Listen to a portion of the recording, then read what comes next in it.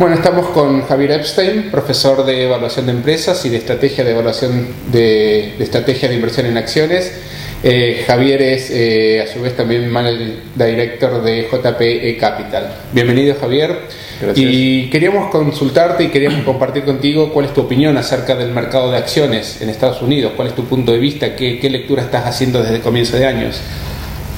Bueno, el mercado subió casi un 11% desde el principio de años,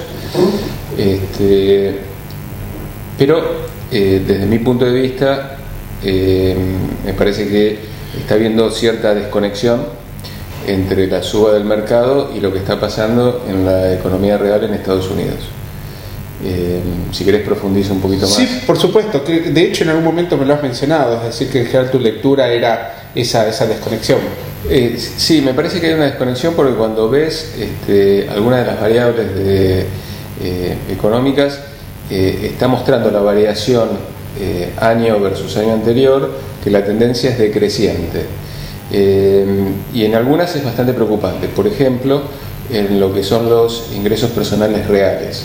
Si vos ves, a pesar de durante los primeros 3 meses del año hubo buenas noticias con respecto al empleo, no se ve reflejado en la totalidad de ingresos en Estados Unidos, donde la variación año tras año es prácticamente, ajustado por inflación, es muy cerca de cero. Y la gente no gasta más. No gana más. No gana más. Es decir, que vos lo que estás viendo que más o menos está entre 0,5% la variación versus al año anterior del crecimiento de los ingresos personales reales ajustados por inflación. Y cuando ves eso en los últimos 60 años, ves que eso ocurrió cuando la economía estaba cerca o en épocas recesivas. Y entonces me parece a mí que es una llamada de atención donde la economía está en un momento donde si no se reacelera podría desacelerarse aún más y aún más de la situación actual, es decir, sí, porque generalmente si vos mirás históricamente, cada vez que hay una desaceleración económica,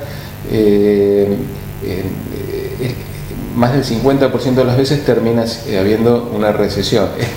No es que es un fracaso de la economía, sino que las recesiones son parte del ciclo económico en una economía de libre mercado, como es la de Estados Unidos. Es decir, como ejemplo, desde la Segunda Guerra Mundial hubo 12 recesiones en Estados Unidos. La economía siguió creciendo, pero es parte de ese crecimiento que haya momentos de contracción que después siguen con momentos de expansión. En lo que respecta al mercado accionario, no es el consenso en este momento, los precios no reflejan la posibilidad que haya una contracción económica. Puede ser que no ocurra, pero me parece que es un momento para ser cauteloso porque algunas variables se están acercando mucho a niveles que en el pasado están asociados con recesiones. Es muy interesante eso porque de alguna manera también el punto que vos hacés es de dónde podría provenir cualquier sustento para una expansión, es decir, del sector privado, del sector público, del sector externo. Y en este caso estarías mencionando que el sector privado eventualmente no estaría en condiciones de sostener ese crecimiento. Me parece a mí, la clave es el consumidor. En el Producto Bruto de Estados Unidos el 70% del Producto Bruto es consumo. Y me parece que el consumidor todavía no terminó ese proceso de desendeudamiento. Si mirás las variables de total deuda del grupo familiar versus los ingresos, es una relación que todavía es alta. Entonces ese proceso puede haber hecho una pausa, pero ese proceso de desendeudamiento tiene que continuar. Al ser el 70% de la economía, si el consumidor contrae, el consumo va a tener un impacto negativo. Por el otro lado, otro jugador que es el gobierno, que tiene una participación importante en la economía, está muy cerca de empezar una contracción, empezar a resolver lentamente el problema de déficit fiscal, que eso le va a también sacar a la economía. Me parece que es un momento quizás de punto de inflexión, de cambio, pero bueno, hay que seguir monitoreándolo. Puede ser que la economía se reacelere, pero por ahora no veo evidencia que eso está ocurriendo. Bueno, es tu lectura y en definitiva tenés tus argumentos como para sostenerla. Y si te plantease que la contradicción con el hecho de que los precios de las acciones han venido subiendo en Estados Unidos, ¿cómo resolverías esa aparente contradicción?